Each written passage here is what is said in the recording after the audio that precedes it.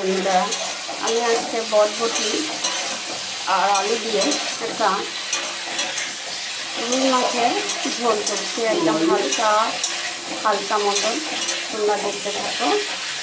আমি আগে মাছটা ভেজে রেখেছিলাম আর বরবটি আর আলু ভাজা বসিয়ে দিয়েছি, দেখতে পাচ্ছ। এবার একটু ভাজা হয়ে গেলে আমি মশলা দিয়ে দেবো।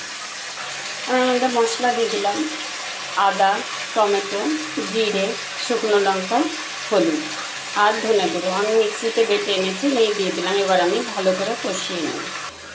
স্বাদ অনুযায়ী নুন দিয়ে দিলাম। পুরো কষানো হয়ে গেছে, তেল ছেড়ে দিয়েছে। মশলাটা দিয়ে তেল ছেড়ে দিয়েছে। আমার জল গরম করা আছে, আমি এবার দিয়ে পরিমাণ মতন জল দিয়ে দেবো।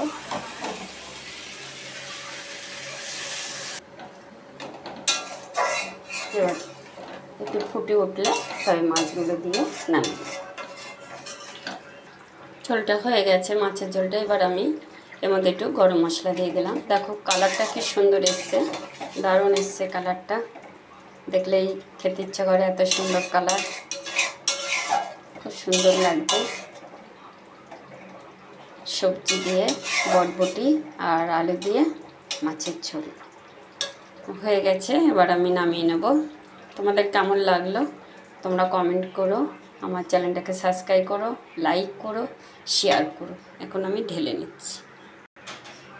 এখন রাখছি, আবার কালকে অন্য কোনো রেসিপি নিয়ে তোমাদের সামনে আসবো।